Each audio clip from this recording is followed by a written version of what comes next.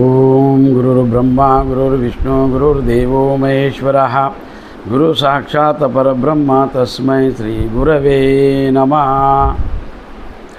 ఆరూఢ జ్యోతి జగజ్యోతి జగద్గురు సిద్ధేశ్వర స్వామి పాదపద్మంకి శిరసాష్టాంగ నమస్కరించి ఆరూఢ జ్యోతి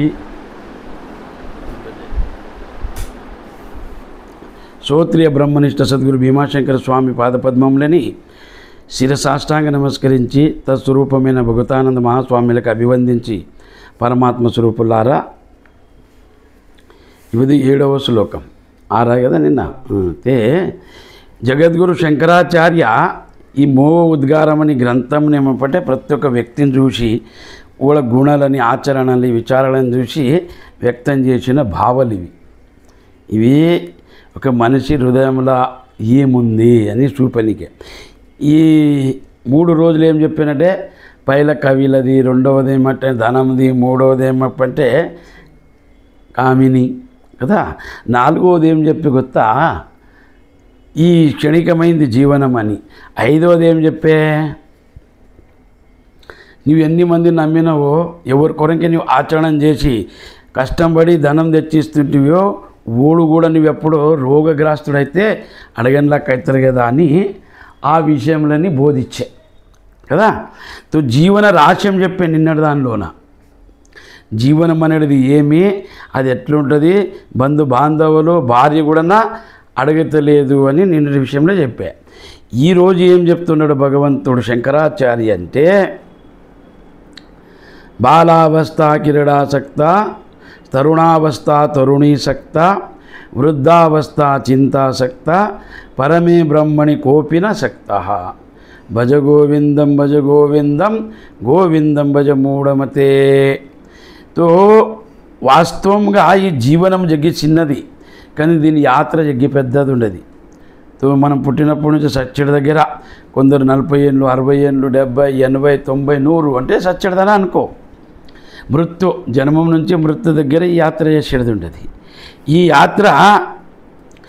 యాత్రని ఏనికి ఇచ్చినాడు అంటే భగవంతుడు పుట్టించింది ఈ దానికే, పరమాత్ముని ప్రత్యక్షం చేసుకొని ఆ జీవత్వ భావంని దేవత్వంలోన పరివరించలే, ఆ పరివర్తనం చేయలే, జీవుడు శివుడు అవలే అని ఈ జన్మమును ఇచ్చినాడు. కానీ మనిషి ఏం చేస్తాడప్పంటే ఈ పరమాత్ముని మర్చిపోయినాడు. పరమాత్ముడు అనేటువంటి ఉండడు. నేను పుట్టినా, నేను చస్తా, ఎందుకు చస్తా, ఎందుకు పుట్టినా, ఈ జగత్ అంటే ఏమి, పరమాత్మ అంటే ఏమి, అవే నిడిచిపెట్టినాడు. అతను ఏం చేస్తున్నాడు అప్పటి కేవలం ఈ శరీరం నుంచి అయినంత దేవత్వం నిడిచి మనుష్యత్వంని భావన చేసుకొని ఈ ధ్యేయమే నేను అనుకొని ఆ ఇంద్రియుల సుఖం గురించే తనలాడతాడు. అవి ఎట్లా ప్రాప్తి అవుతాయి, దానిలో ఎట్లా నేను సంచితం చేసుకున్నాలే, దాన్ని ఎట్లా నేను భోగించాలి. కేవల వాసన, ఇంకోటి లేదు, ఇంక వశీకరణం, ఇతరులు నా అధీనం ఉండాలి, ఇంక నా వాసనని పూర్తి చేయలే. ఆ వాసన పూర్తి చేయడానికి బేకైన ఉపకరణలు, ధన, అర్థము, పర్జన్యము అవన్నిటిని తెచ్చుకొని దానిలోనే ఉండాలి. అదే పెద్దది. ఈ మాయాజాల్లోనే ఉండాలి ఎప్పటికీ. ఇది శాశ్వతం అవ్వలే. క్షణిక సుఖమైంది శాశ్వత సుఖం కావాలి. ఈ శరీరం ఏమప్పంటే 100 ఏళ్ళు పూర్ణంగా ఉండాలి, ఏ రోగాలు రారాదు, సౌందర్యంగా ఉండాలి, మంచి కనిపించలే, ఆకర్షవంతై ఉండాలి, ఇతరులను వశం చేయలే, ఈ వాసననేమప్పంటే పూర్తి చేసుకున్నాలే అనే భావం లోపటనే ఉంటాడు. దాన్ని యత్నం చేస్తాడు. ఏ రీతిగా దాన్ని యత్నం చేసుకుంటూనే ఉంటాడు. ఈ వాసనం ఏం ఉండదు కదా, ఇది మూర్ఖత్వం, ఇది లోభత్వం. ఈ దానిలోనేమప్పంటే పడి ఈ లోభంలోన పడ్డాడు, మాయ లోభంలా. జగత్ అనే దానిలోన పడి మూర్ఖత్వంని ప్రదర్శన చేస్తున్నాడు. ఎట్లా రాజ్య మార్గం నిలిచి అడవిలో దొరుకుతాడు ఒకడు, మార్గం తెలియక, మార్గము ఇంక తెలియదు, అడవిలోన ప్రవేశమవుతాడు. మహారణ్యం ఉండదు శబ్దజాలం. ఎట్లా జగత్తుల శబ్దజాలం ఉందో అట్లా మహారణ వృక్షల జాలము. అక్కడ యా మార్గం ఎక్కడ పోతుందో తెలియదు, ఎందుకంటే దానికి పద ప్రదర్శనం లేదు.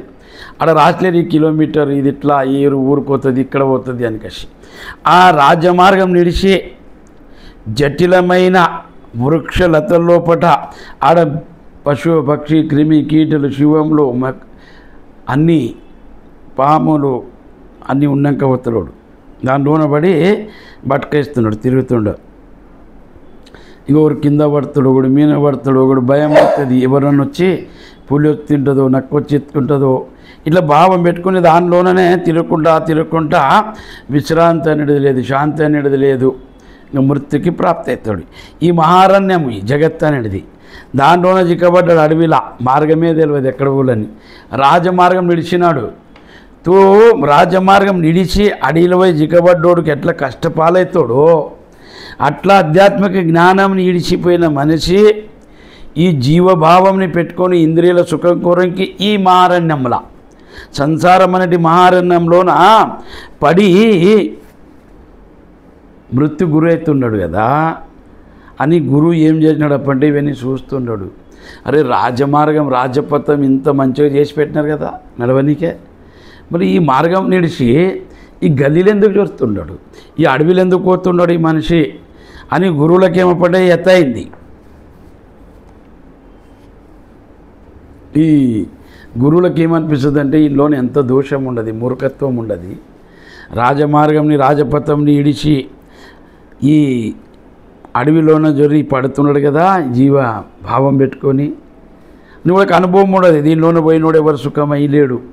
ఇక దీనిలోనే ఎంతైనా చేసిన నిరాశని ఆశ పెట్టుకొని పోతాడు, నిరాశని చేకంటుతుంది. ఇక ఈడ సుఖమని పోతాడు, దుఃఖమే చేకంటుతుంది.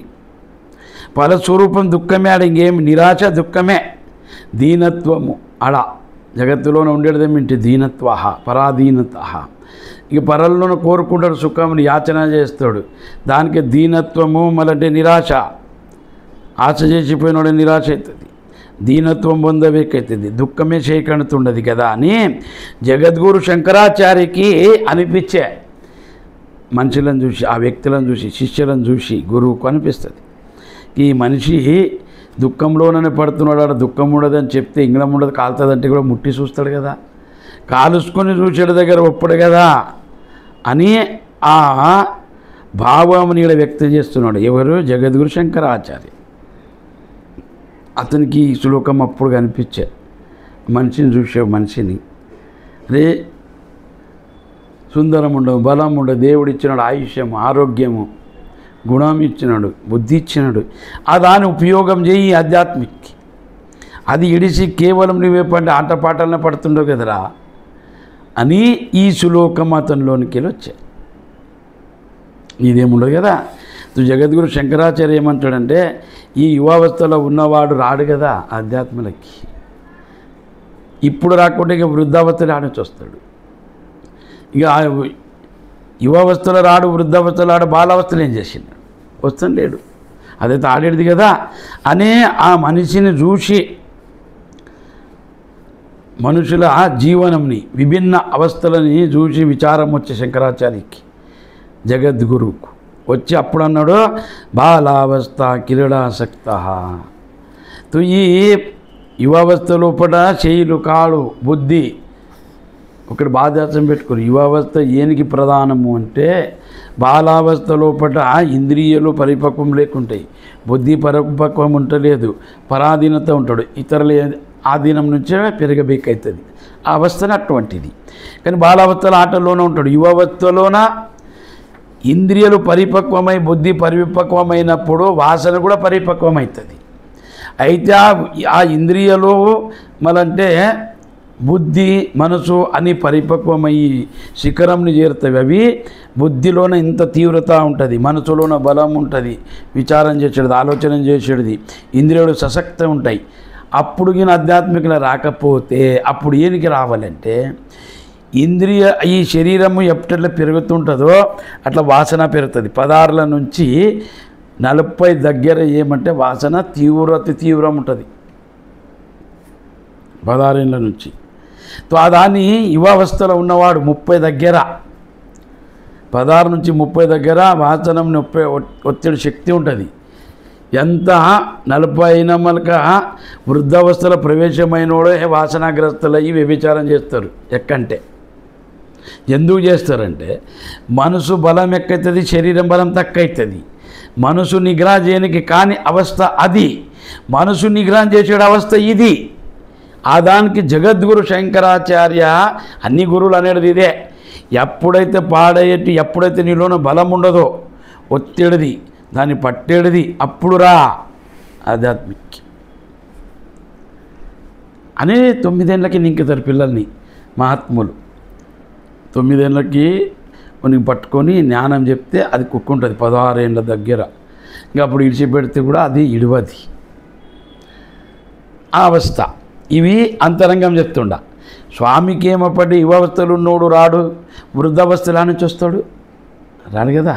బాలావస్థలో ఏం చేస్తాడు? ఆట ఆడింటాడు, పాడింటాడు. అది ఆట ఆడే టైం, ఆట ఆడే సమయంలో ఏమొస్తాడు. దానికే ఈ అవస్థలు ఏముండే కదా.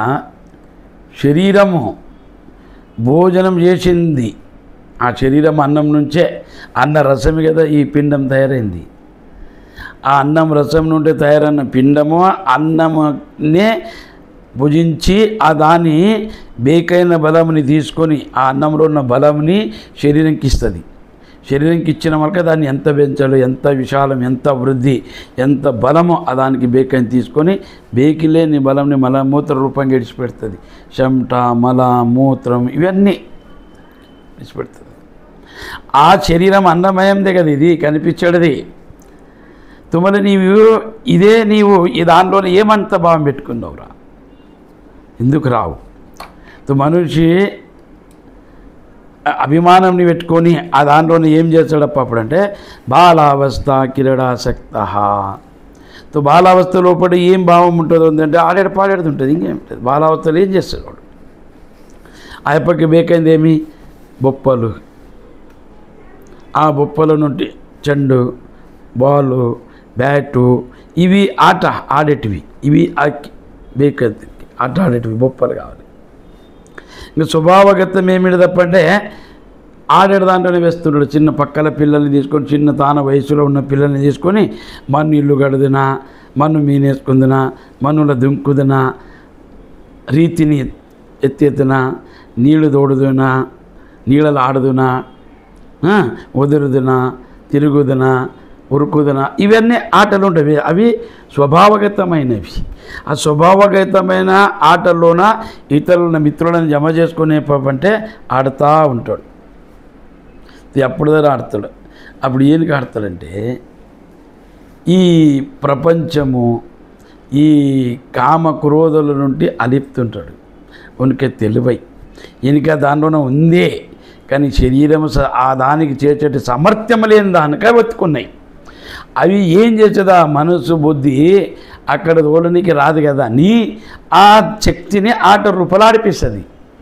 ఈ దీనిలోన ఉన్న శక్తి చైతన్యం లేదా ఏ క్రియారూపాల బయటికి పోలే.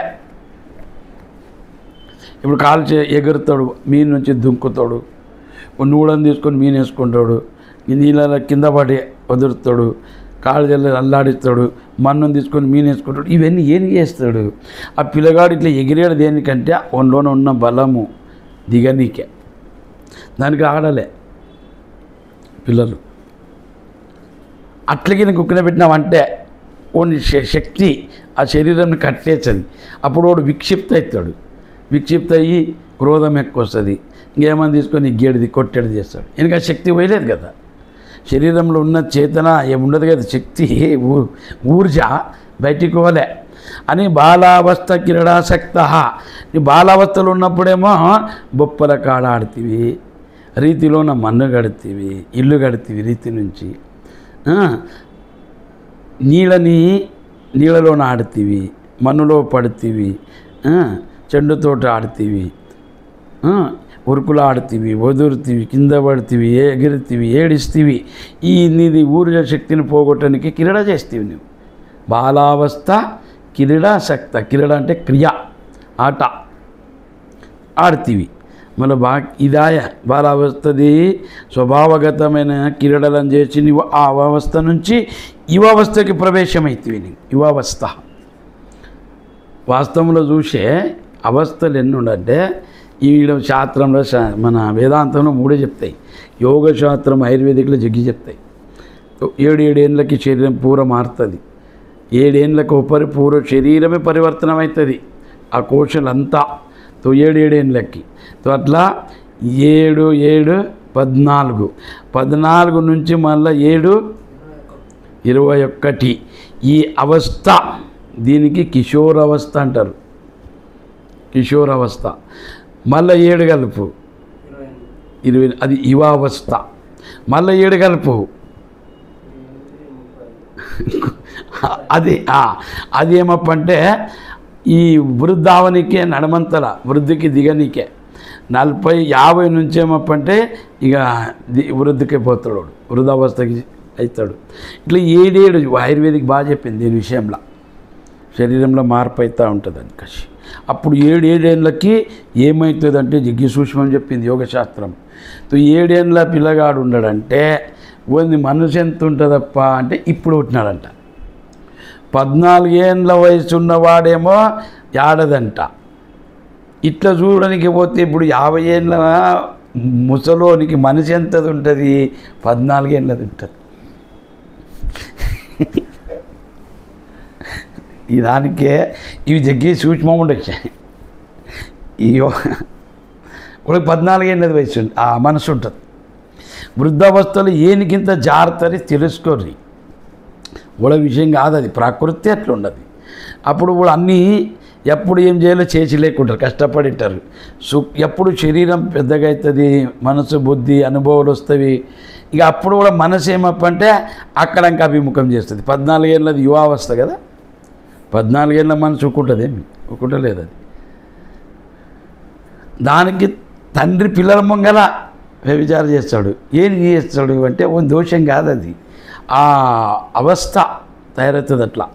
దానికి శంకరాచార్య ఏమన్నాడంటే బాలావస్థ క్రీడాసక్త, తరుణావస్థ తరుణీసక్త అన్నాడు. ఈ ఆయుర్వేదిక్ ఏం చెప్తుంది? 7 ఏళ్ళ కోపరి మారుతా పోతుంది. యోగశాస్త్రం ఏం చెప్తుందంటే ఈ 50 ఏళ్ళ అతది మనసు 14 ఉంటుంది. ఇక 100 ఏళ్ళ ఉన్న మనసు ఎంత ఉంటుందంటే 25 ఎక్కలేదు. అప్పుడు వాడు చిన్నపిల్లలకే చేస్తారు. ముసలోడు కూడా మనసు ఏమో యువావస్థకు వచ్చింది, శరీర వృద్ధావస్థకు పోయింది. అప్పుడు ఏం చేస్తారు?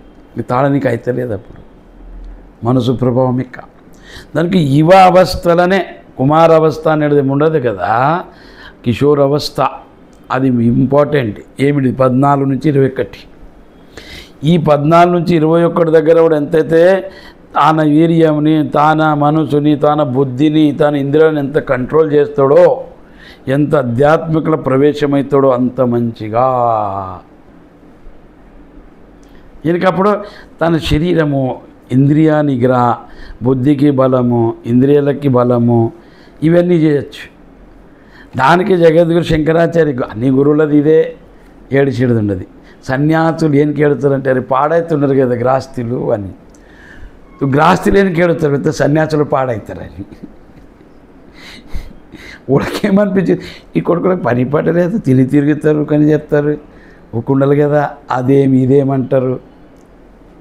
ఊళ్ళకు భయం. ఇట్లా ఇవేమప్పంటే ఒకరినొకరు చూసుకుంటారు, ఒకరినొకరు. ఈ జగద్గురు శంకరాయ అన్ని గురువులు ఆధ్యాత్మికలో ఉన్నవాళ్ళది భావం ఏమిటిది? ఈయన ఎట్లన్నా కానీ నాకు మోక్షం కలగలే, ఆత్మజ్ఞానం కలగలే అనే ఉద్దేశంతో జగద్గురు శంకరాచార్య ఏమంటున్నాడంటే బాలావస్థ క్రీడాసక్త. బాలావస్థ అనేది ఏడాది నుండి కొందరు 7 ఏళ్ళు రాసినారు, కొందరు ఏమప్పంటే ఏడాది నుండి 9 రాసినారు. కానీ పిల్లలు ఆడేది ఏమప్పంటే 3-4 ఏళ్ళే ఆడతారు. నడవనికి చాలైనప్పటి నుంచి ఆడతారు. 2 ఏళ్ళు 3 ఏళ్ళు నడుస్తారు కదా, అప్పటి నుంచి 9 ఏళ్ళ దగ్గర. ఇప్పుడు ఇంత జగత్తు ఫాస్ట్ అయిందంటే ఈ మీడియా, ఈ ఎలక్ట్రానిక్ ఇవన్నీ. ఇప్పుడు ఆడదిలోనే టీవీలు చూసి మొబైల్ చూడని కట్టినారు.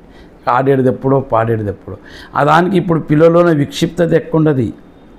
ఏనుకుండదంటే వాడు శరీరము ఇంద్రియాలు ఏం పనిచేయవి, కేవలం బుద్ధి పనిచేస్తుండదు.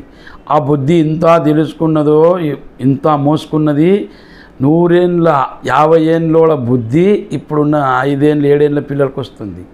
దాని నుండి ఏమవుతుందంటే ఇంద్రియాలు పని చేయక బుద్ధి పని చేస్తే విక్షిప్తమవుతారు. విక్షిప్తమై క్రోధం ఎక్కువవుతుంది. ఇంకా వాడు ఏం చేసుకున్నా ఏం లేదని తెలియకుండా కొట్టేది, తిట్టేది, లేదా తాగేది, తినేది, సచ్చేది అవుతుంది ముంగల. ఈ అవస్థ ఇప్పుడు ఉండదు. దానికి క్రీడా బాలావస్థ క్రీడాసక్త. ఈడ ఉద్దేశమేమి జగద్గురు శంకరాచార్య చెప్పేదంటే, నేను చెప్పేదంతా ఈ కాలంకి అనుగుణమైంది చెప్తుండ. అంతేగాని స్వామి ఏం చెప్తుండడు జగద్గురు శంకరాచార్య, యువ అవస్థలోన యువ అవస్థకి నువ్వు ప్రాప్తి అవుతీవి. ఆ యువావస్థ ఏముండదో ప్రాప్తి అయిన మళ్ళక యువశక్తి ఏం చేస్తుండదు. బాలావస్థలో ఉన్న శక్తి, ఆ తేజము, ఆ ఓజస్సు, అతనిలోన ఉన్న బలం, వీర్యబలం ఏం చేస్తుందంటే ఎగిరేడు దాంట్లో, ఆడేడు పాడేడు దాంట్లో చేపిస్తుండది. కానీ యువావస్థలో ఉన్న శక్తి ఏం చేస్తుందంటే కేవల వాసన చేపిస్తుంది. ఆ యువశక్తి ప్రేమికుల మీద ప్రతి వాసన, దానికే తరుణావస్థ తరుణీసక్త అని అన్నాడు. పైన నువ్వు బొప్పల కాడ ఆడుతుంటాయి, చిన్న చిన్న బొప్పలు, ప్లాస్టిక్వి, మన్నువి, కట్టెవి, రాయివి, అవి ప్రతిరూపం ఉండే స్త్రీ పురుషులై. ఇప్పుడు నీ యువవస్థలకు ప్రవేశం కనుక నీ శక్తి అది ఏం చేస్తుంది, తేజస్సు, నీ బలము అంటే ఒక యువతి తరుణి మీద వాసనారూపంగా వాసనాత్మకమైన క్రీడని చేయనికి పోతుంది. అది ఈడనేమో ఎగిరి వదిలి కింద పడి ఆ శక్తిని పోగొట్టుకోండి గాలిలా. చేతన నీలోనే ఉన్నది. కానీ ఈ తరుణావస్థ లోపల ఏం చేస్తావు, తరుణీ శక్త. అప్పుడు కట్టె బొప్పలు, మన్ను బొప్పలు, రాయి బొప్పలతోటి ఆడిన బాలుడు ఇప్పుడేమంటే యువావస్థలో ఉన్న స్త్రీలోన ఆడతాడు, తరుణిలోన. ఆ వాసన ఏం చేస్తుందంటే ఆడనేమో బొప్పలు బేకని ఏడుస్తుండే, బొప్పలు స్త్రీ బొప్పలు పురుషునివి ఆడనికే. ఇప్పుడు తానలాక ప్రత్యాత్మకమైన ఒక దేయం బేకని ఏడుస్తాడు. ఈ బొప్పలు ఎట్లా దుఃఖినట్టు కొనుక్కొని ఇచ్చిరి తల్లిదండ్రి, ఆ బొప్పలని తరుణులను కొనుక్కునికే పోతాడు. వాడంట తిరుగుతాడు, వాడని మొక్కుతాడు, వాడికి యాచన చేస్తాడు, ప్రేమాని చూపుతాడు. ప్రేమ అనేటి పదమే లేదు ఈ జగత్తులో. ప్రేమ అంటేనే పరమాత్మ, పరమాత్మనే ప్రేమ స్వరూపము. దానికి కబీర్ ఏమన్నాడు, ప్రేమ్ కే అడే అక్షర్ పడే సో పండిత్ భయే.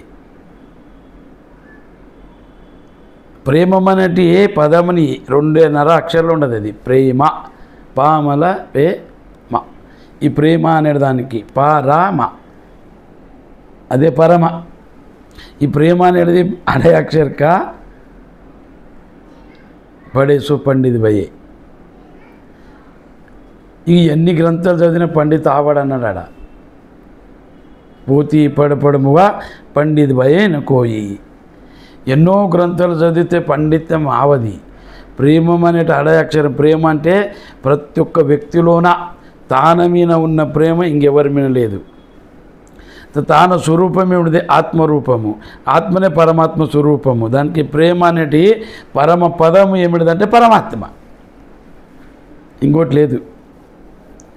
ఇప్పుడు ఈ ప్రేమ కేవలం దేహాసక్తమైంది, ఇంద్రియాసక్తమైంది, వాసనాసక్తమైంది. క్షణిక విషయాలనే పొందనికి ఏమప్పంటే ఆడేటి క్రియకి దాన్ని ఏమంటారంటే రతిక్రియ దాన్ని అంటారు. దానికి ఏమన్నాడు భగవంతుడు శంకరాచార్య, తరుణ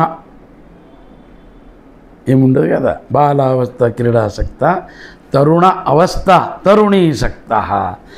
ఈ స్త్రీ లోపల ఆటాడడానికి పోతాడు. ఆ వ్యాసనం నుంచి ఇది వీర్యము నష్టమవుతుంది. ఆ దాని నుండి ఏమప్పంటే ధ్యేయము, ఇంద్రియాలు క్షీణమవుతాయి. నియమాల లోపల ఆ పెళ్లి చేసింది ప్రతని దానికి. ఋషి మునులు ఏనికి చేసిన వివాహ అనే పద్ధతిని వాళ్ళకి ఆరోగ్యవంతులై ఉండాలి. సంతానం కలగలే, రోగాలు రాదు, మళ్ళా శరీరం మనకి ఏమపడ్డ ఆనందం కలిగేట్లాక ఒక విధిని నిర్ణయించి చేసింది. లేకపోతే దానికి సంబంధం లేదు, ఆధ్యాత్మిక కానీ ఏమిటికి సంబంధం లేదు, విషయాలు వ్యక్తిగతమైనవి. సరే, ఇలా చెప్పేదేమి శంకరాచార్య సిద్ధాంతం ఇప్పుడు మనకు ఏం బోధిస్తున్నాడు అంటే, చిన్నప్పుడు బాలావస్థలోన ఆటలోట పాటల్లోన నీది ఆయా యువావస్థకు వస్తుంది. యువావస్థ నుండి నువ్వు ఏం చేస్తావు అంటే స్త్రీలంట తిరిగితే, స్త్రీలని ఆకర్షణ చేస్తేవి, స్త్రీలకే పని చేస్తేవి, స్త్రీలనే మోగిస్తేవి, స్త్రీల సేవ చేస్తేవి, ఒకరిని పెళ్లి చేసుకుని పిల్లలుగా అంటివి, అయిపోయి బంధనమా. ఇంకా ఊళ్ళని దాక్కుంటేనే నీవు వృద్ధావస్థకి ప్రవేశమవుతుంది. ఊళ్ళకాడ ఆడుకుంటూ భార్య అనే టైం ఒక స్త్రీని తెచ్చుకుంటూ చేసుకుంటూ సంతానం కలిగిస్తుంది. ఆ సంతానం చాకనికి ఊళ్ళకి బట్టలు, ఊళ్ళకి ఇల్లు, ఊళ్ళకి తిండి, ఊళ్ళకి బంగారం, ఊళ్ళకి నేర్పల్లె, ఊళ్ళకి స్కూలు, ఊళ్ళకి ఏమేం బేకని ఆ అవశక్తమైన వస్తువులని అర్జనం చేయనీకే, అర్జవా చేయనీకే, జమ చేయనీకే నీ పూర్ణ జీవనము సమర్పిస్తుంది. వృద్ధావస్థలు ఈ కాయా ప్రవేశమాయ, బాలావస్థ నుండి ఆడికాయా యువావస్థకి, యువావస్థ నుండి వృద్ధావస్థలకి ప్రవేశమాయ. ఆ వృద్ధావస్థల యువావస్థలో ఉన్న బలం ఉంటలేదు. అప్పుడు నీవేం చేస్తావు, నేను ఇల్లు కట్టి చేనుకొండి, నేను అప్పులేని లెక్క పిల్లల్ని సాక్తి చదివిస్తే పెళ్ళిళ్ళు చేస్తే, ఇక వీడు బరబరిన చదువాడు, వీడు బరబరి చేయడు, వీళ్ళు ఎట్లా బతుకుతారు, ఈ చింతలోనే ఆయనది.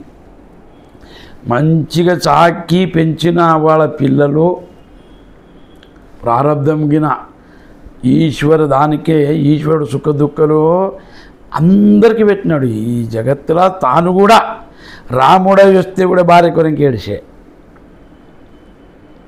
ఏనికి పెట్టినాడంటే ఈ సుఖ దుఃఖలిగిన లేకపోతే ఈశ్వర అనేటి పదంకి అర్థం ఉంటలేకుండే, ఈ జనన మరణగిన లేకుంటే ఈశ్వరుడు ఎవడు ఒప్పకుండ్రి. ఈ మంచిది చెడ్డదిగిన కనిపించకుంటే వీడు మంచోడు చెడ్డోడు, వీడు ఉపకారం చేసేవాడు అపకారం చేసే, వీడు ఆధ్యాత్మికుడు, వీడు దైవగుణము వాడు రాక్షస గుణము అని ఇవిగిన ప్రత్యక్షం ఆవకుంటే ఈ ఈశ్వరు అనేటివాడు ఉండాడు, న్యాయం అనేది ఉంది. ఈశ్వరుడు సర్వశక్తి సర్వజ్ఞుడు, మళ్ళీ అతనికి అన్నీ తెలుసు, ఎవ్వరు ఏం చేస్తే వాళ్ళకి తక్కని శిక్ష ఇస్తాడనేటిది అస్తిత్వ భావము పోతుండే. ఇవి లేకుంటే దానికి అందరికీ ఇస్తాడు అతని శిక్ష, అందరికీ ఇస్తాడు, అంత తెలుసు అతనికి. ఇతను రేపు ఏం చేస్తాడో ఈ పది అతను తెలుసు. మనకి తెలిసేది రేపు అతనికి ఇప్పదే తెలుస్తుంది. అతను తెలుసుకున్న మనకనే మనకు తెలుస్తుంది ఏమన్నా. దానికే ఇది ఏమన్నాడంటే తరుణ అవస్థ తరుణీ శక్త. ఆ తరుణావస్థ లోపల నీవు ఏమైతే విచారం చేస్తావో, ఆలోచన ఫౌండేషన్ వేస్తావో, బునాది వేస్తావో, అది నీకు వృద్ధావస్థ లోపల సుఖమిస్తుంది.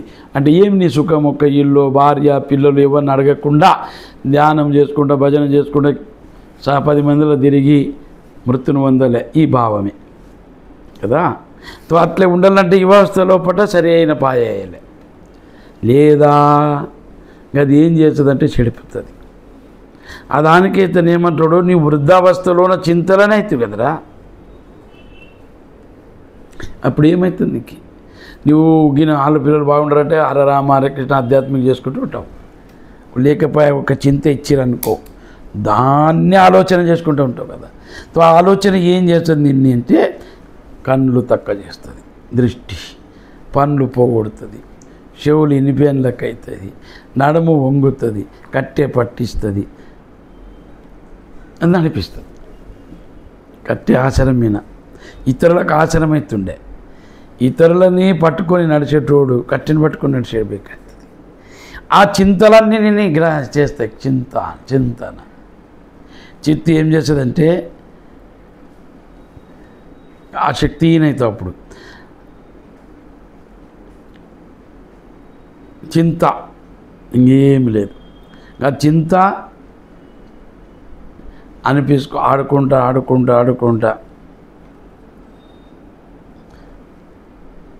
అది బుద్ధిని ఆవరణం చేస్తుంది పూరా. ఆవరణం అంటే ఏం గుర్తా ఇప్పుడనే ఆవరణం అంటే ఒక డాగ్, ఒక ముచ్చింది వస్తుని ముచ్చిన దాన్ని అది పోగొట్టుకోనాలి. అది పోయిందప్ప అంటే అది మనదే మనకు అనిపిస్తుంది.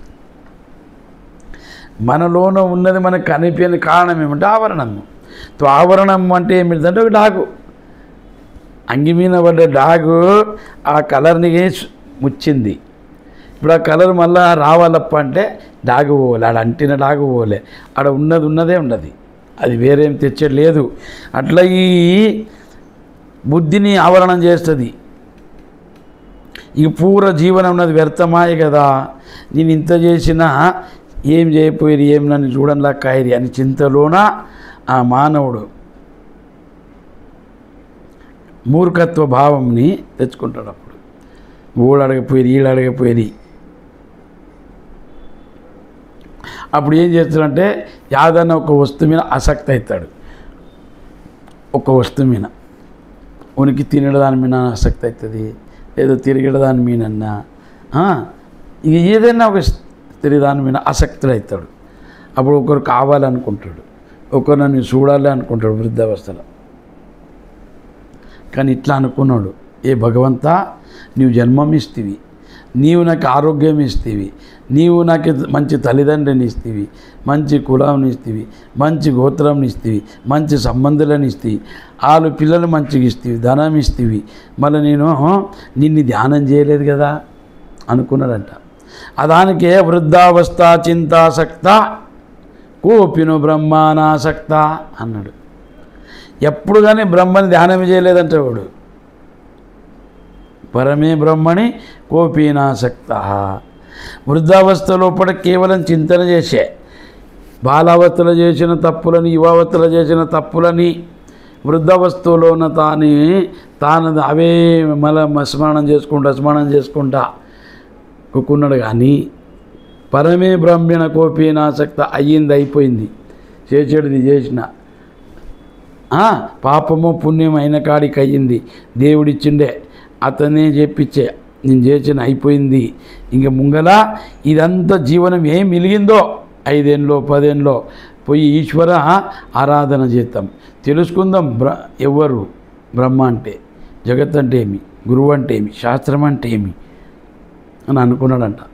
పరమే బ్రహ్మని కోపినాసక్త. మనిషి ఆటని మరవపాయ, యువావస్థ లోపల స్త్రీలాట మరవపాయ, వృద్ధావస్థలో ఊళ్ళకాడ చేసిన సంబంధమే స్మరణ చేస్తున్నాడు. కానీ ఆ పుట్టిచ్చిన ఇవన్నీ ఇచ్చిన దేవిని మాత్రం స్మరణ చేయడు కదా. పరమే బ్రహ్మని కోపినాసక్త. ఎందుకు ధ్యానం చేయడు? ఎందుకు ధ్యానం చేయడంటే ఆ వాసన అనేది జన్మంలా ఇవే చేసుకొచ్చిన దానికి దాన్నే పట్టుకుని పడ్డాడు. కానీ ఇది కొత్తది ఆధ్యాత్మిక. ఇప్పుడు మనమైన ఈ జన్మంలో, ఈ రూపంలో, ఈ నామంలో, ఈ స్థానంలో అయినాము. ఇప్పుడు ఈ దాని శక్తి ఎక్క కావాలి? ప్రపంచం వాసనాశక్తి అధికమైంది, తీవ్రమైంది. అది ఇగ్గుకపోతుంది, దానిలోనంతా లోచంపకుండా తీసుకుపోతుంది. అది ఒక స్త్రీ దృష్టి కొన్ని మనసు తీసుకుపోతుంది,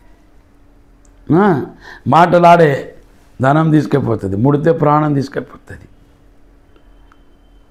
స్త్రీశక్తి కదా. ఒక భయము, మృత్యు భయము కొన్ని అన్నీ చేపిస్తుంది. ఈ పరమాత్మని ధ్యానం చేయిపాయి కదా. ఎందుకు చెప్పాలి? ఎందుకంటే ఆ వాసన బలం ఎక్కువ ఉండదు, ఆధ్యాత్మిక బలం తక్కువ ఉండదు. నీవు ఇప్పుడు గురువు చేసుకున్నావు, నువ్వు ఇప్పుడు శాస్త్రాలు వింటున్నావు, ఇప్పుడు నువ్వు ఓదుతుండవు. ఇప్పుడు దానికే ఇది దానికి శంకరాచార్య ఏమన్నాడు, అల్పాయుష్య బహుకాల విద్య అన్నాడు. ఆయుష్యము చిన్నదంట, ఇది ఎప్పుడు పోతుంది నిన్న చెప్పే, ఎప్పుడు పోతుందో తెలియదు, ఆ క్షణంలో పోతుందో. నిన్న అనే కదా, నల్లని దళగత జలమత తరళం యజ్జీవితమతి శేషఫలం నిన్న చెప్పే. క్షణికమైన ఈ జీవనం శాశ్వతమైనది కాదు కదా. మరి శాశ్వతం కాదని తెలిసినా శాశ్వతమైన సత్యం ఎందుకు పట్టుకున్నావు? కోపిన బ్రహ్మాసక్త ఎందుకు పట్టావు నాయన? నీకు ఇవి వివేకహీనమైన వాడవరా? ఏ మూర్ఖుడా, వివేకహీనని మూర్ఖుడా అన్నాడు. మూర్ఖ అంటే ఏం తిట్టి కాదు, వివేకహీనమైన వాడ, వివేకత్వం లేదు కదా. 3 రస్తలు. ఒకటేమప్పంటే వాసనము మళ్ళీ కష్టము. బాలావస్థ లోపటేమి క్రీడ కదా, యువావస్థలోన వాసన, వృద్ధావస్థలోన కష్టము, దుఃఖమే కదా వృద్ధావస్థ అంటే, పరాధీనత. అది క్రీడా, వాసన, ఈ దుఃఖము 3 కదా నువ్వు చేసింది. ఏం చేసినావు అంటే 3. ఏం చేసినావు? ఆట పాట కాట పోయింది, ఇంకేం లేదు. కష్టం. ఆడినవు, పాడినవు, పడినవు, ఈ 3 చేసింది.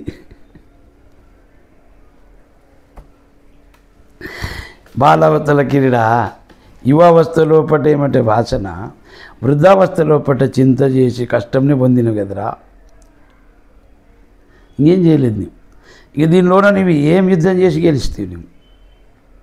నువ్వేమన్నా ఆటలో పోతే గెలవాలనే తోటే పోతున్నావు.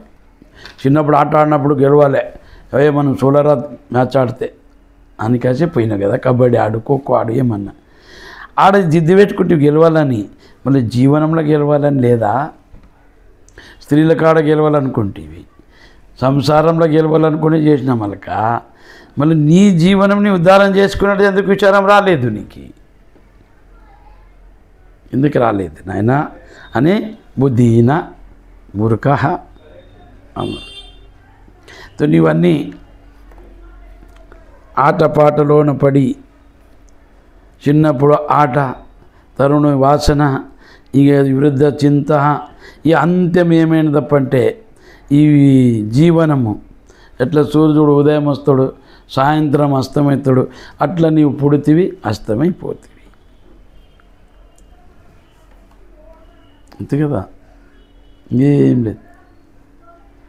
నిన్ను ఆశ్రయించిన వాళ్ళని, నిన్నెవరు ఆశ్రయించినారో నీ భార్య, పిల్లలు కూడా చింతనే చేసుకుంటూ అవుతావు. కానీ ఇంకా మానసిక కష్టాలు నీకు అందులో నీకు చింతన లెక్క. ఉడవి అందరు ఆలోపి జగత్తులు అందరికీ యా ఇంటికి దాగులేదు, యా భూమి మీద సచ్చిలేడు. బాధ్యాసం పెట్టుకోర్రి. ఎవరన్నా అభిమానం అహంకారం ఏనికి చేయరాదంటే ఇప్పుడు చూస్తే ధనము లేనప్పుడు ఏమనుకుంటాడు? దీనం అనుకుంటాడు. ధనమే సుఖం ఇస్తుంది, ధనం నుంచి అన్నీ చేయొచ్చు, కీర్తి ప్రతిష్ట, ఓ 10 ఇండ్లు ఉండే, ఒట్టెలు ఉంటే, గాడి బంగ్లాలు ఉంటే అంత బాగుతుంది అనుకుంటాడు. లేలే, ధనము లేనప్పుడు కూడా ఎట్లుంటాడంటే మితి ఉంటుంది, విచారం ఉంటుంది. మనకాడ లేదు, ఎట్లా బతకలే, గింత చేసి తినాలే. అతిమైన అహంకారం చేయడు, అతి అయిన చేష్ట చేయడు, అతి అయిన మాట్లాడడు, నిందలు చేయడు. కానీ ధనం వచ్చిన మనక ఓడేమి ఈడేమని నిందలు చేస్తాడు. ఇక అందరి మీద ఇది చేస్తాడు. పిల్లలకి ధనం ఇస్తే సుఖం దొరుకుతుంది అని ధనం ఇస్తాడు. ఆ బుద్ధి లేని పిల్లలు ఏం చేస్తారు? ధనం అది దురుపయోగం చూసి దుష్ట మార్గంలోన ప్రవేశమవుతారు. దుర్మార్గంలో ప్రవేశమయ్యి ఈ ధనము ఏమిటికి యాచన చేసిండే మనిషి బాగా అవుతాడని యాచన చేసే కదా. ఇప్పుడు ఎవరికైనా దుడ్లు లేకుండా ఏమనుకుంటాడు? దుడ్లు వస్తే అంత బాగుతుంది అనుకుంటాడు. అప్పుడు ఏమి ఇప్పుడు బాగున్న వాళ్ళు పిల్లల్ని దుడ్లు వచ్చిన చెడుపుతాడు. ఈడే అన్ని ఇస్తాడు, పట్టురు తినరు. ఓడు ఏం చేసినారు? ధనం ఎక్కరానో బుద్ధి విస్మృత అవుతుంది. తోడకి కొనుక్కోనాలనిపిస్తుంది, చెయ్యనోళ్ళకి చేయాలనిపిస్తుంది, చూడనోళ్ళకి చూడాలనిపిస్తుంది. దానికే ధనము కోరేటప్పుడు బాగా చూడలే, దానికి కొంత కష్టమే కోరే, సుఖం కోరలేదు. ఏనికి కష్టంలో దేవుడు ఎంటుంటాడు? బుద్ధి నీలోనే ఉంటుంది, సుఖంలో ఉండలేదు. అప్పుడు అన్నీ కొనాలనుకుంటాడు, అహంకారం వస్తుంది. ఆ అహంకారం చూడు అందరికి కష్టం ఇచ్చింది, ధనం ఇచ్చలేదు. ఆయన ఎవరికి ధనం కష్టం ఇయ్యదు, ఆ కాయిదాలేమి ఇస్తాయి. అవి మాట్లాడుతాయి మీనికే, దాంట్లోనేముండదు రియల్నికే. దాన్ని ఎంచి కొంటాడు చూడు, ఆడ ఉండదు. శివ దానికి ఇంకెక్కవుతుంది ఇది. చలో, మానసిక కష్టాలు వస్తాయి. ధనము దేవుడు ధనవంతులకు ఉన్న రోగాలు ఎవరికి లేవు. ఏనికాను మనసు చెడిపోయింది. ఆడ కొన్ని దుడ్లు ఉండి నిద్ర రాదు, ఇంకి దుడ్లు లేవు నిద్ర వస్తుండది. కష్టం చేసినాడు, శరీరం అలసిపోయింది, ఊక వండుతాడు.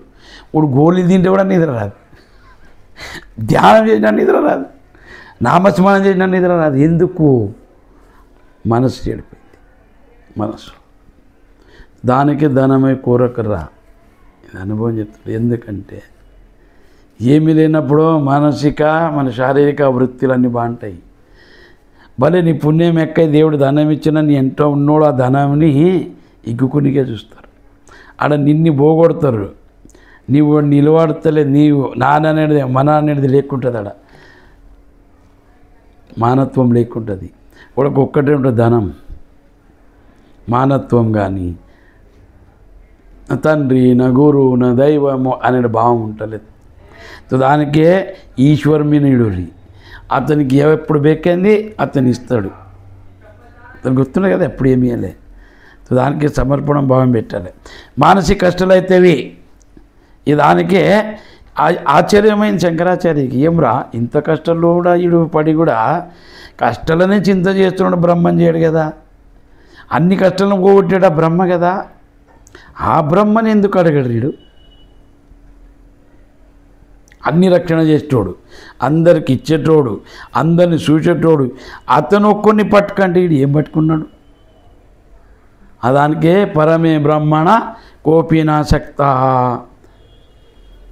అందరి రక్షకుడు కదా, అందరికి ఇచ్చేటవాడు కదా, అతన్ని ఇడిచి అతనికి ఆత్మసమర్పణ చేయి, అతన్ని పట్టుకో, అతను అన్నీ ఇస్తాడు. ఎందుకు అన్నీ అతను ఉండయి, నీదేముండదు, ఏమీ లేదు అని ఈ శ్లోకంలో చెప్పింది. ఏంటంటే మనిషి వ్యత, బాలావస్థ క్రీడాసక్త, తరుణావస్థ తరుణీసక్త, వృద్ధావస్థ చింతాసక్త, పరబ్రహ్మణే కోపినాసక్త. భజ గోవిందం భజ గోవిందం గోవిందం భజ మూఢమతే. ఆ పరబ్రహ్ముని నమ్మి అతన్ని పట్టుకొని ఆయన అతనే నిన్ను కాపాడుతాడు, అతన్ని బధించు, అతన్నే పట్టుకో, ముక్తిని పొందు అనేటి ఈ శ్లోక తాత్పర్యం.